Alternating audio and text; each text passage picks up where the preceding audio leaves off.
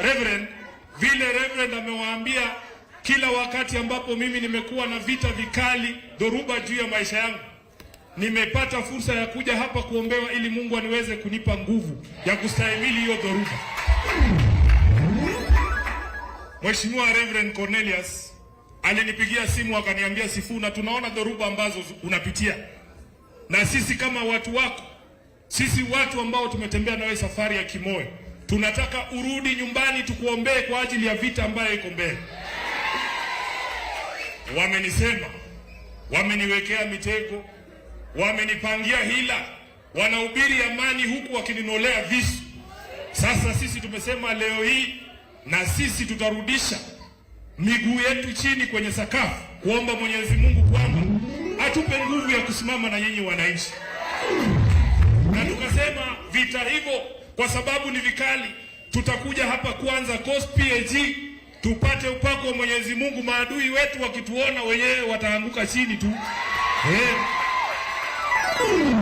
Ana tuko hapa. Reverend, tumekuja kikosi kikubwa.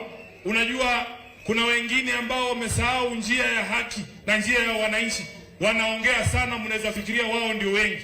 Mimi nawataka kuhakikishia haswa ndani ya chama cha ODM, wale ambao wanashikilia maadili ya Baba Raila Amolo Odinga ni wengi kushinda wale ambao wameamua kuuza maadili ya Raila Odinga. Nataka niwajulishe viongozi wako hapa na ambao watakuja waseme nanyi, hata kujitambulisha tu kwa jina. Hatutazungumza siasa nyingi hapa, lakini tuko na mkutano pale nje. Pia wamesema Sifuna hawezi kuongea Kawangwara.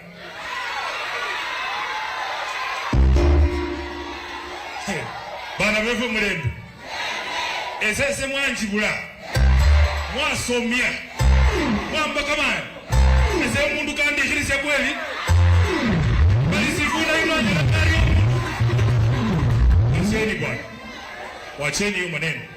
Tuko hapa na viongozi wengi, nitawataja majina, na nikikutaja jina njoo uweze kusalimia hili kanisa kwa kifupi, alafu tutaenda kwa kipindi kingine.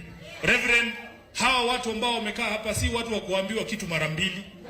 Vile tumeingia pale tumeona hali ya ofisi yenu, si ndio? 1.2 jameni, sisi sio wezi, sisi sio matapeli.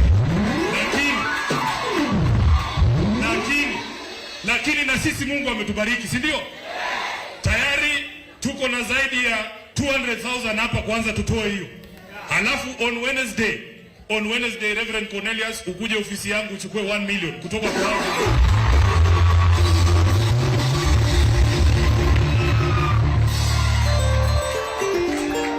Hiyo tumemaliza, si ndio?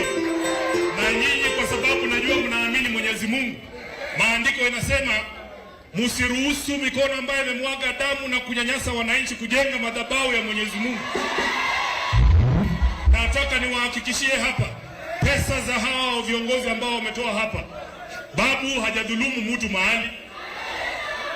Karibu tu kwa pole pole. Mheshimiwa Orengo, hakuna mali ya mtu ameiba. Pesa zetu tukiwapatia ni safi, na tunataka uwepo wa Mwenyezi Mungu uweze kushuka juu ya haya madhabahu. So hiyo 1.2 tumemaliza. Asante. Haya, tuko hapa na ndugu yetu Edwin Monga. Unataka kusema jambo ama utasalimia tu? Simama tu usalimie Edwin Monga wakuone. Huyu